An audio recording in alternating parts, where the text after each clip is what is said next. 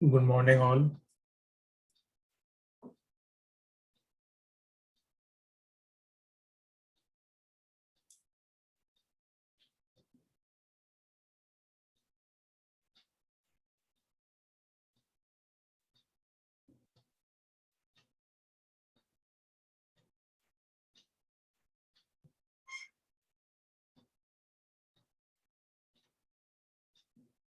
Ayush Sharma.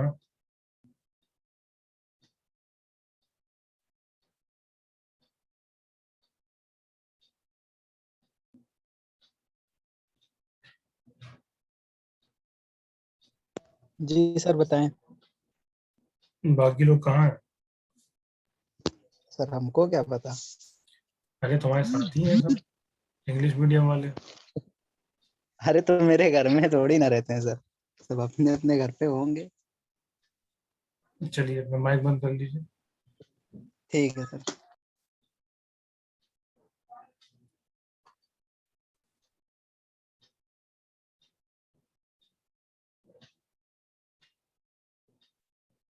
Good.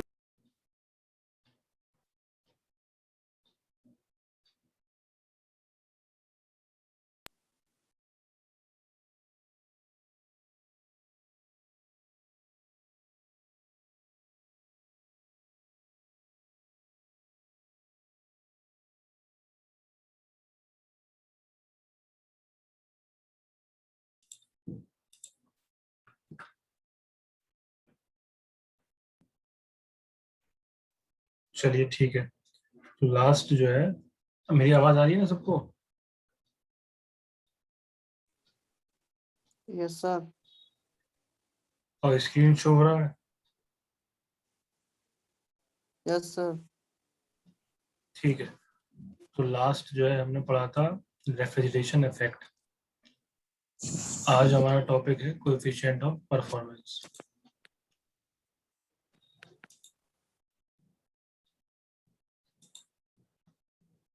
ठीक है. तो ये जो है, मैं आप लोगों को थर्मोडायनेमिक्स में भी पढ़ा चुका हूँ कि कोएफिशिएंट ऑफ परफॉर्मेंस जो है क्या होता है, इसको कैसे निकालते हैं. तो मैंने आपको सेकेंड लॉ ऑफ थर्मोडायनेमिक्स में बताया था कि यहाँ पे क्या होता है आपका, अकॉर्डिंग मैं लिख देता हूँ, according to second law of thermodynamics.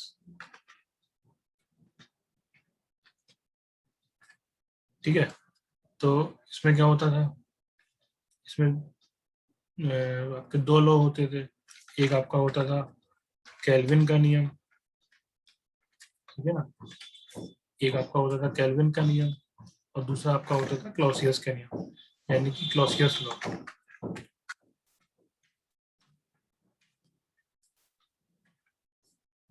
ठीक है.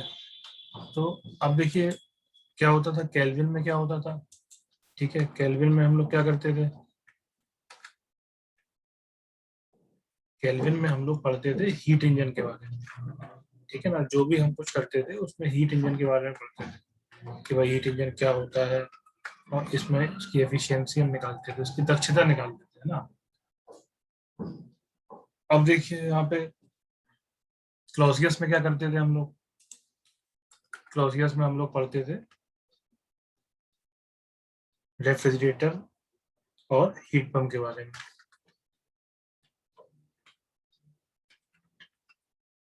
Refrigerator and heat pump.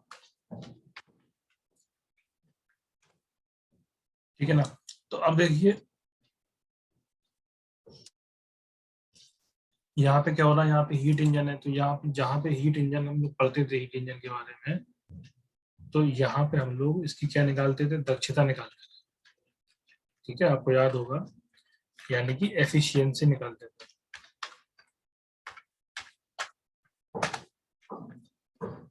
ठीक है. उसके बाद रेफ्रिजरेटर और हीट पंप में क्या निकालते थे, रेफ्रिजरेटर और हीट पंप में हम लोग क्या निकालते थे, सीओपी. सीओपी यानी कि कोएफिशिएंट ऑफ परफॉर्मेंस. ठीक है. तो बस यही हमें पढ़ना है आज। जो हम लोग पढ़ेंगे हमारा टॉपिक है कोएफिशिएंट ऑफ परफॉर्मेंस, ठीक है ना। तो आपको बता चुका हूँ ये क्या होता है, क्या होता था कोएफिशिएंट ऑफ परफॉर्मेंस। ठीक है, कोएफिशिएंट ऑफ परफॉर्मेंस क्या होता था, इसमें देखिए अलग अलग निकालते थे, रेफ्रिजरेटर का अलग निकालते थे, है ना, और आपका हीट पंप का अलग निकालते थे। तो जब भी हम लोग बात करते थे रेफ्रिजरेटर की,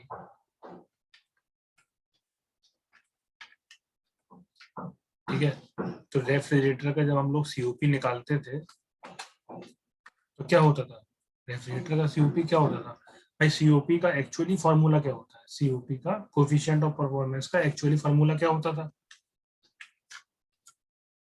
है ना, क्या होता था, desired effect upon work done, desired effect upon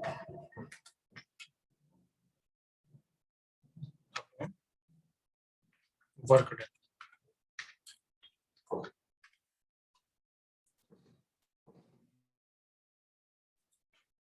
तो अब देखिए desired effect upon work done होता था, तो इसमें ठीक है। तो अब देखिए क्या करते थे, डिजायर्ड इफेक्ट हम लोग कैसे निकालते थे, डिजायर्ड इफेक्ट का मतलब क्या होता था, ठीक है, तो डिजायर्ड इफेक्ट जो हमें मिलता था, ठीक है, वही आपका क्या होता था, डिजायर्ड इफेक्ट होता था। तो यहाँ पे हम बात कर रहे हैं रेफ्रिजरेटर की, तो रेफ्रिजरेटर के केस में डिजायर्ड इफेक्ट हमें कहाँ मिलता था, ठीक है, जहाँ पे टेम्परेचर कम होता था। क्यों, क्योंकि रेफ्रिजरेटर का काम ही यही होता था कि वातावरण के कंपेयर में अपना तापमान जो है कम रखना। ठीक है भाई, तो इसमें डिजायर्ड इफेक्ट हमें कहाँ मिलता था, एट लो टेम्परेचर।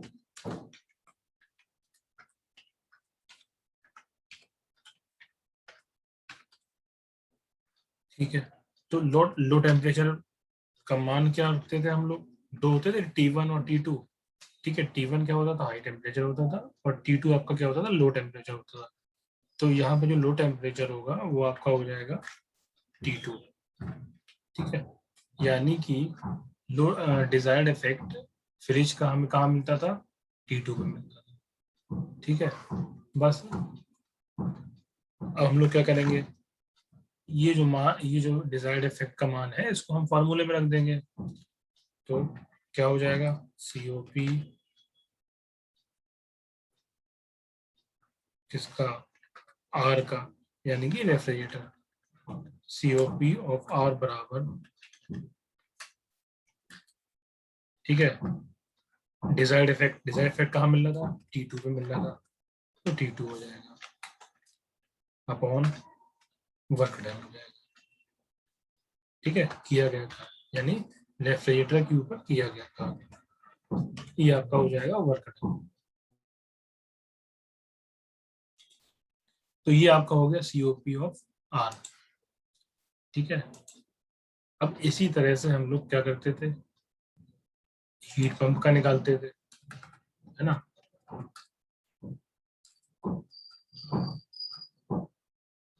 तो देखिए हीट पंप का हम लोग कैसे निकालते थे,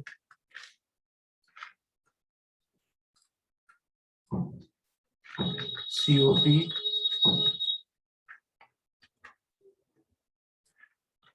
किसकी, हीट पंप की। ठीक है, HP का मतलब क्या है यहाँ पे, हीट पंप। ये भी आपका सेम हो जाएगा, क्या होगा, फॉर्मूला तो भाई सबका सेम ही रहेगा ना, desired effect upon work done.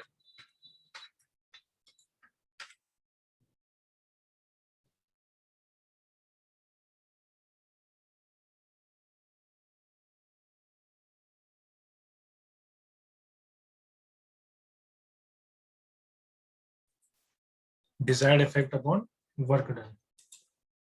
ठीक है, तो अब देखिए हीट पंप में हमें डिजायर्ड इफेक्ट कहाँ मिलता था, ठीक है, desired effect of heat pump कहाँ मिलता था। ठीक है, देखिए डिजायर्ड इफेक्ट चाहे हीट पंप हो चाहे रेफ्रिजरेटर हो, दोनों का वहां मिलेगा जहां उसका जो काम होता है। तो डिजाइन हीट पंप का काम क्या होता है, हीट पंप का काम ये होता है कि एटमॉस्फेयर के कंपेयर में तापमान को ज्यादा रखना। तो ज्यादा तापमान हमें कहाँ मिलता था, ऑब्वियस सी बात है T1 पे मिलता था, तो T1 हो जाएगा बस। अभी आप जो है फॉर्मूले इनपुट कर दोगे तो क्या हो जाएगा, COP हीट पंप क्या हो जाएगा बराबर डिजायर्ड इफेक्ट। डिजायर्ड इफेक्ट क्या मिल रहा है हमें, T1 पे मिल रहा है, T1 लिख देंगे अपॉन वर्क डन, सेम है, ठीक है, किया गया कार्य पंप के ऊपर। ये आपका हो गया COP ऑफ हीट पंप,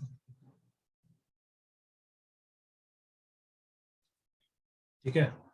तो ये सब मैं आपको क्लास में पढ़ा चुका हूँ, ये सब पुराना ही है, इसमें कुछ नया नहीं है, बस आपको जो है समझना था, ठीक है।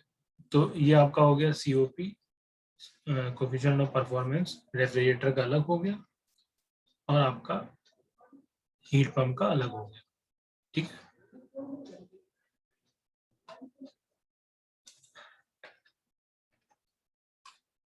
यहाँ पे HP का मतलब हीट पंप से है, HP का मतलब हीट पंप से है। चलिए ठीक है, यहाँ तक समझ में आ गया ना सबके। ये मैंने अभी आज जितना पढ़ाया है यहाँ पे COP पंप और रेफ्रिजरेटर, तो यहाँ पे किसी को कोई दिक्कत?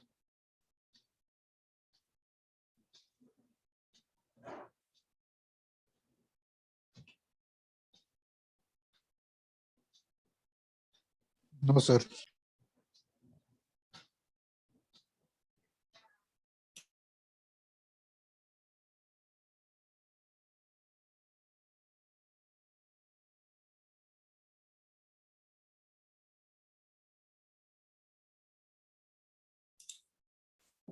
चलिए ठीक है, आगे बढ़ते हैं, नेक्स्ट देखते हैं। तो अब देखिए इसमें क्या है कि अभी हम लोग क्या पढ़ रहे हैं, COP पढ़ रहे हैं, कोएफिशिएंट ऑफ परफॉर्मेंस, ठीक है। तो ये आपका अलग अलग होता है, फ्रिज का अलग होता है और उसका हीट पंप का आपका अलग होता है।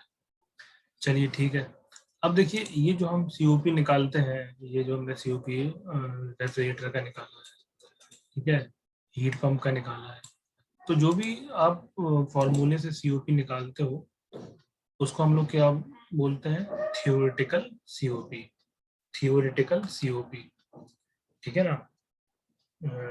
यानी कि सैद्धांतिक निष्पादन गुणांक, सैद्धांतिक निष्पादन गुणांक। ये जो मैंने आपको नोट्स भेजे थे उसमें क्या कहते हैं, पेज नंबर 4 पे है ये, ठीक है। तो अब देखिए जो भी हम निकालते हैं फॉर्मूले से, तो इसको लिखेंगे द वैल्यू, यानी कि मान, विच comes from the calculation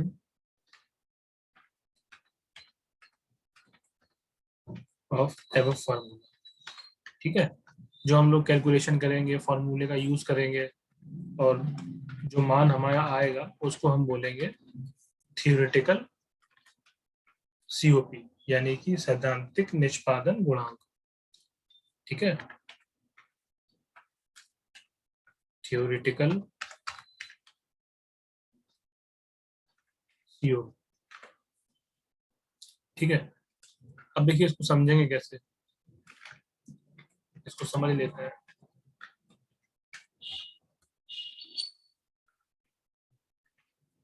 suppose करिए आप जो है क्या कहते हैं,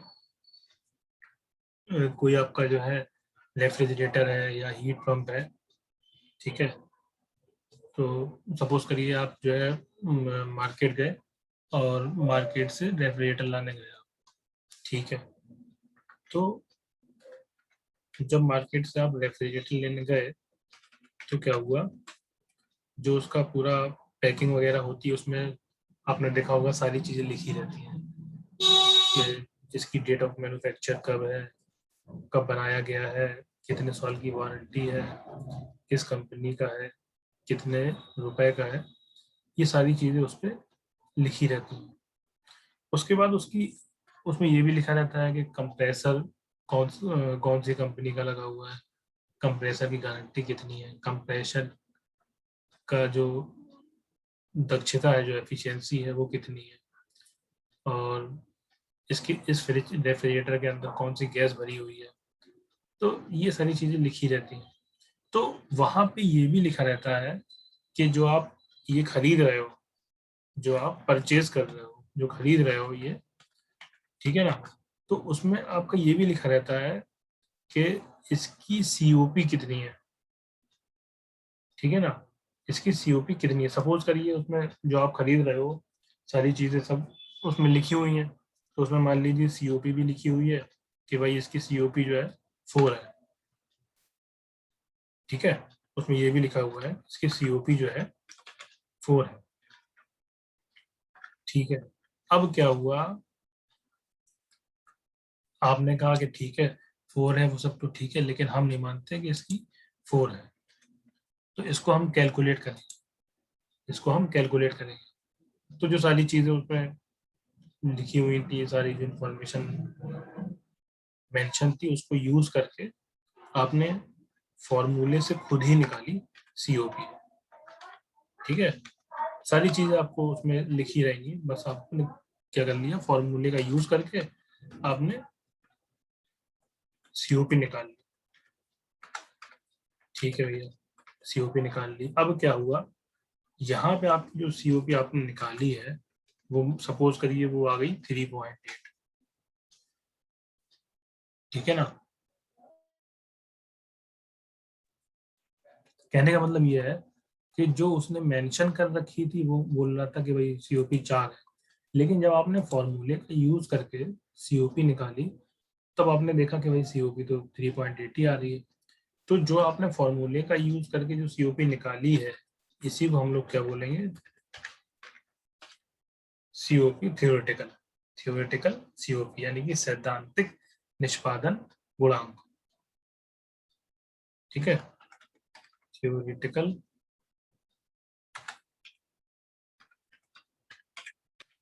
सीओपी। और ये जो मेंशन है आपको पहले से उसने बता दिया है कि इसकी सीओपी इतनी है, तो इसको हम लोग बोलेंगे एक्चुअल सीओपी, ठीक है ना, इसको हम लोग बोलेंगे एक्चुअल सीओपी।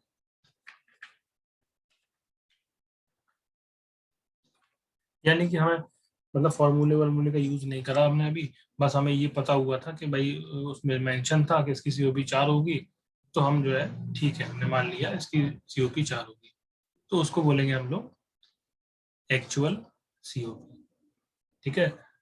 तो इसमें सिंपल है, कुछ नहीं करना है, बस फॉर्मूले का यूज करके अगर हम सीओपी निकाल रहे हैं तो वो हो जाएगी आपकी थियोरेटिकल सीओपी, यानी कि निष्पादन सैद्धांतिक निष्पादन गुणांक, ठीक है। और पहले से आपको जो मेंशन है वो हो जाएगी आपकी एक्चुअल सीओपी। चलिए ठीक है, ये हो गया।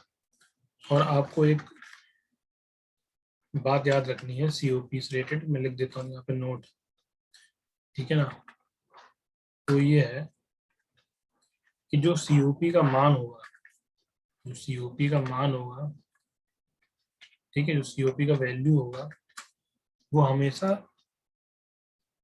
1 से ज्यादा होगा,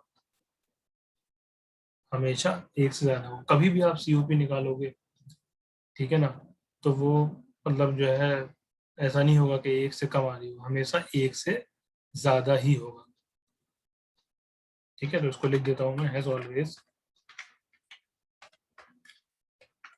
ग्रेटर देन 1, ठीक है, ये आपको याद रखना। अगर आपने सीओपी निकाला, सपोज करिए आपने सीओपी निकाला तो आपका सीओपी जो है 1 से कम आ गया, तो ये समझ जाइए कि आपका जो है सॉल्यूशन गलत है, आपने जो सॉल्यूशन करा है वो गलत है। क्यों? क्योंकि ये यूनिवर्सल ट्रूथ है, ये पहले से उसने बता रखा है हमें कि भैया अगर सीओपी आप निकाल रहे हो, चाहे वो आप फ्रिज की निकालो, चाहे रेफ्रिजरेटर की निकालो, चाहे आप हीट पंप की निकालो, सीओपी हमेशा से आपकी जो है 1 से ज्यादा आनी है, ठीक है ना। तो ये बात आपको पता होनी चाहिए। चलिए ठीक है, तो अभी हमने ये क्या देखा, एक्चुअल सीओपी देखा, थियोरेटिकल सीओपी देखा, ठीक है ना। तो अब एक टर्म आता है इसी में, relative COP, relative COP,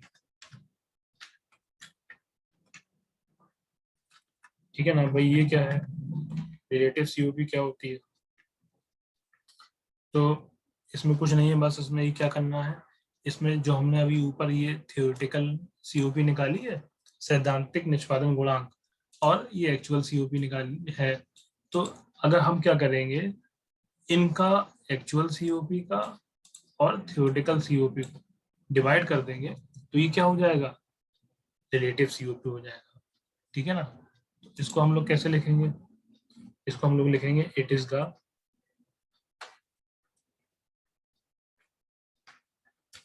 ratio of actual COP and theoretical COP। ठीक है ना, एक्चुअल सीओपी और थियोरेटिकल सीओपी। तो अब इसका हम फॉर्मूला लिखेंगे, तो फॉर्मूले में क्या हो जाएगा, रिलेटिव सीओपी बराबर एक्चुअल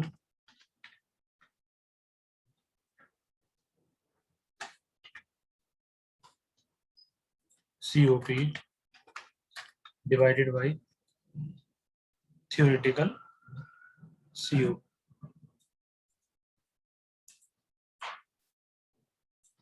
ठीक है ना, तो ये हो जाएगा आपका। चलिए ठीक है, तो ये आपके यहाँ तक समझ में आ गया ना सबके, यहाँ पे ये थियोरेटिकल सीओपी, एक्चुअल सीओपी, ठीक है, रिलेटिव सीओपी। यहाँ तक अगर किसी को कोई प्रॉब्लम हो तो बताएं।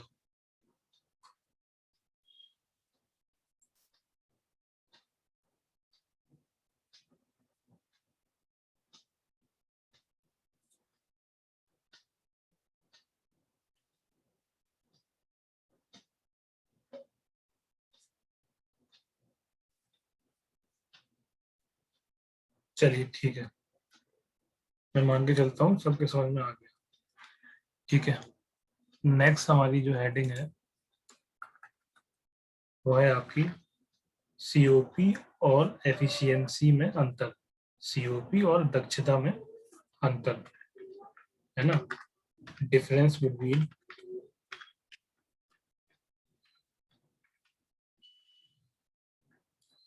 COP and efficiency.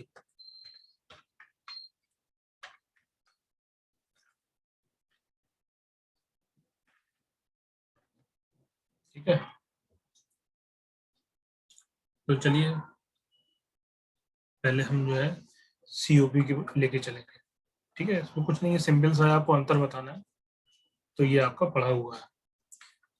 ठीक है ना, अभी आपको याद आ जाएगा, मैं बताऊंगा आपको याद आ जाएगा। तो अब देखिए, सबसे पहले क्या होगा, सीओपी के बारे में लिखेंगे। ठीक है, तो क्या लिख देंगे, पहला तो आपका यही हो जाएगा कि भाई जो सीओपी है उसका जो फुल फॉर्म होता है वो क्या होता है, ये लिख देंगे आप, क्या होता है, coefficient of performance, coefficient of performance.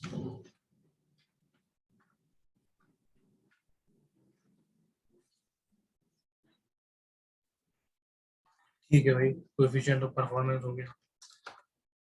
अभी मैंने आपको एक पॉइंट बताया था कि सीओपी का मान नोट करके लिखाया था, सीओपी का मान हमेशा एक से ज्यादा आता है।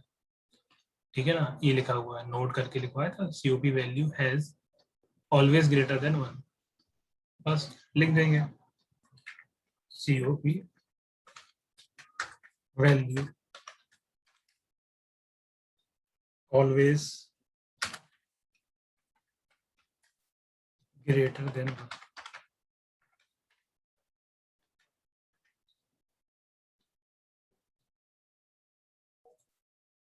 ठीक है, ये पॉइंट हो गया। चलिए नेक्स्ट पॉइंट देखते हैं, सीओपी हम किसकी निकालते हैं, अभी मैंने बताया था आपको, सीओपी हमेशा हम किसकी निकालते हैं, रेफ्रिजरेटर की निकालते हैं और हीट पंप की निकालते हैं। तो वही लिखते हैं आप, COP has been calculated only for refrigerator and heat pump। ठीक है ना, एक आपका ये पॉइंट हो गया। अब देखिए, बताइए और क्या हो सकता है, और कुछ ऐसा पॉइंट बताइए जो एफिशिएंसी से अलग हो। ठीक है ना, अब देखिए, आप याद करिए, जो आपका हीट पंप और रेफ्रिजरेटर का डायग्राम होता था, तो उसमें क्या होता था, जो वर्क होता था वो हम लोग सप्लाई करते थे, वहां पे हमें वर्क ऐसा आउटपुट नहीं मिलता था, हम वहां पे एज अ वर्क इनपुट देते थे, है ना। तो यहाँ पे क्या हो जाएगा, यहाँ पे एक पॉइंट ये हो जाएगा, in COP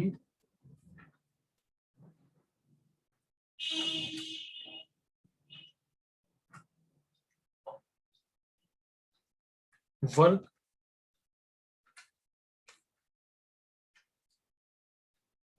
as a input is present. ठीक है, चलिए ये हो गया। और क्या होता था बताइए, और क्या लिख सकते हैं हम लोग।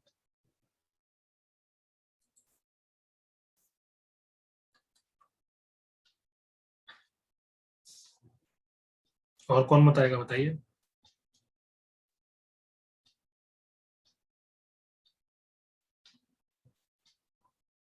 कोई बता सकता है।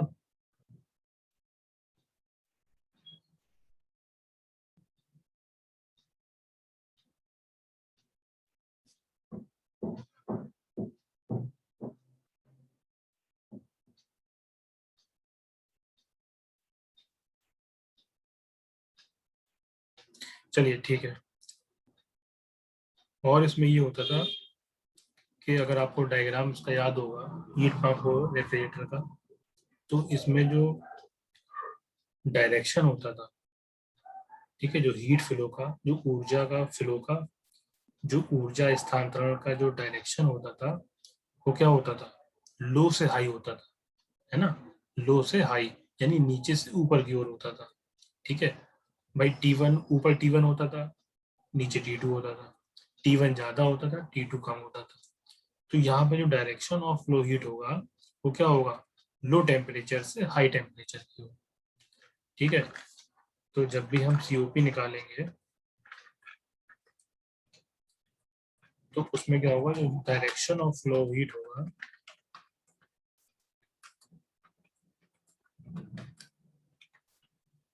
ठीक है, वो कहाँ से होगा, लो टू हाई।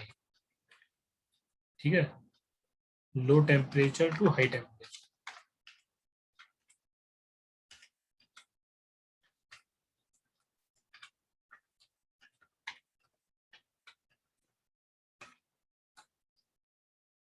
ये हो गए आपके 5 पॉइंट सीओपी के। चलिए ठीक है, अब बस इसी तरह से हम लोग क्या करेंगे, इसी तरह से एफिशिएंसी के बारे में लिख देंगे। भाई हम लोग डिफरेंस ही तो देख रहे हैं ना सीओपी और एफिशिएंसी में, तो बस वही होगा।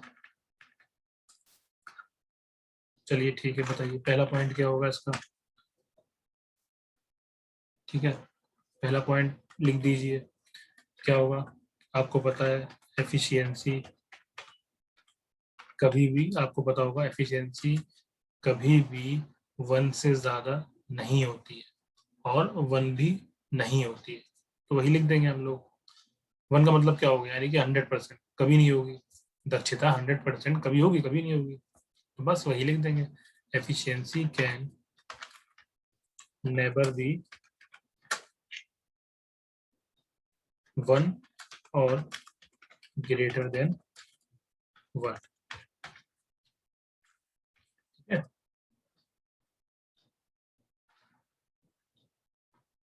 ये हो गया आपका। अब दूसरा पॉइंट क्या होगा, हम एफिशिएंसी किसके केस में निकालते थे? हीट इंजन के केस में। लिख देंगे efficiency can be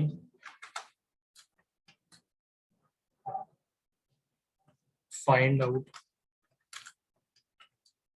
in case of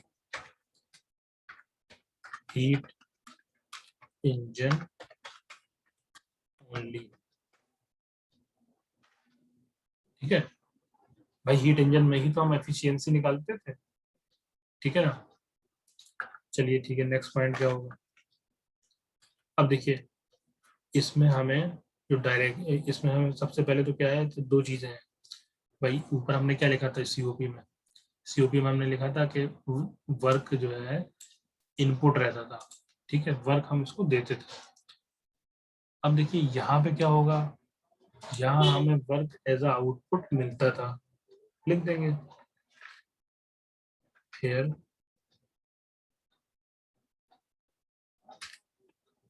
work has been produced, यानी वर्क डन तो हम लोग निकालते थे एज अ आउटपुट।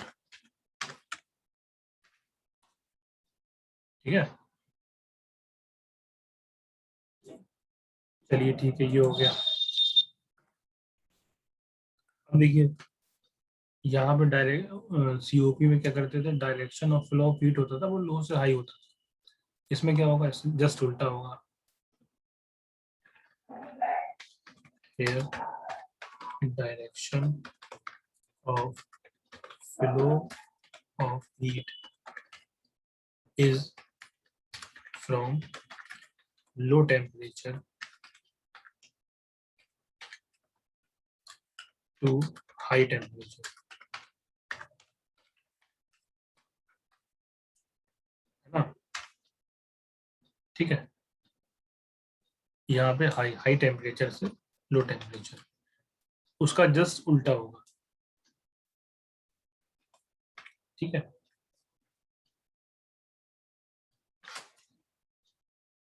अब देखिए मैंने क्या किया, मैंने कुछ नहीं किया है, इसका जस्ट उल्टा सीओपी में जो होता था उसका जस्ट उल्टा हमने एफिशिएंसी में लिख दिया। ठीक है, चलिए ठीक है, एफिशिएंसी ये आपका हो गया एक डिफरेंस। अब देखिए एक डिफरेंस और लिखना है हमें, उसमें हम क्या कर सकते हैं भाई, एफिशिएंसी का जो फार्मूला होता था वो क्या होता था? ठीक है, एफिशिएंसी का फार्मूला जो होता था भाई वो क्या होता था? ठीक है ना, आउटपुट अपॉन इनपुट, उसको एक जनरल टर्म में हो गया कि भाई ठीक है, आउटपुट अपॉन इनपुट हो गया, ठीक है। लेकिन हम लोग जब हीट इंजन की बात करते थे तो कैसे निकालते थे एफिशिएंसी? हीट सप्लाइड, ठीक है भाई, यही तो होता था, नहीं होता था? ठीक है, अब देखिए हीट सप्लाइड तो आपने कर दी, ये एक पॉइंट हो गया। अब देखिए आपको यहाँ पे मिल क्या रहा होता था? ठीक है, मिल क्या रहा होता था यहाँ पे आपको क्या मिल रहा होता था? वर्क मिल रहा होता था भाई। इसका हीट इंजन का काम ये तो होता था कि वर्क पैदा करना। ठीक है, तो एफिशिएंसी ऐसी तो निकालते थे। एफिशिएंसी का जनरल फार्मूला क्या होता है? Output upon input. आउटपुट में हमें क्या मिलता था? वर्क मिलता था। और इनपुट हम क्या देते थे? हीट सप्लाई देते थे, है ना। तो ये आपके हो गए एफिशिएंसी यानी दक्षता के 5 पॉइंट। तो ये हमने अभी देख रहे थे, हम लोग डिफरेंस देख रहे थे सीओपी में और एफिशिएंसी में डिफरेंस क्या होता है। तो ये सिंपल सिंपल जो इम्पोर्टेंट पॉइंट होते हैं वो मैंने आपको लिखवा दिए, ठीक है ना। और वैसे तो और भी हो सकते हैं, लेकिन मेन इंपॉर्टेंट पॉइंट थे वो मैंने आपको लिखवा दिए, सीओपी और एफिशिएंसी। तो यहाँ पे आपका ये चैप्टर 1 जो है खत्म हो गया है ना। आज चैप्टर 1 यहाँ पे खत्म हो गया है। और इसके मैंने जो हिंदी के जो नोट्स हैं वो मैंने ग्रुप में भेज चुके हैं, भेज दिया है मैंने। तो उसको आप लोग जो है लिख लो, ठीक है। बहुत छोटा सा चैप्टर है, ज़्यादा बड़ा नहीं है, इसको आप लोग लिख लो। बाकी इसमें क्या कहते हैं, नोट्स मैंने जो भेजे हैं वो सबको मिल गए ना? कोई ऐसा है जिसको नोट्स नहीं मिले हो चैप्टर 1 के?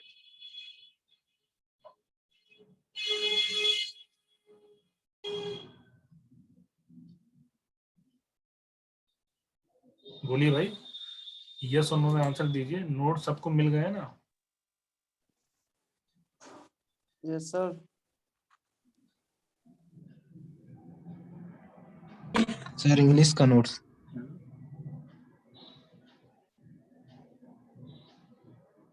चलिए ठीक है, तो नोट्स सबको मिल गए हैं, तो उसको आप लोग चैप्टर वन करके उसको नोट कर लीजिए। ठीक है, अब रही जो इंग्लिश के नोट्स की बात, तो मैं जो क्लास में पढ़ा रहा हूँ, ठीक है ना, जो मैं क्लास ले रहा हूँ उसमें इंग्लिश में लिखवा रहा हूँ, तो उसको आप लोग मैं भेज देता हूँ, उसको आप लोग लिखते रहो।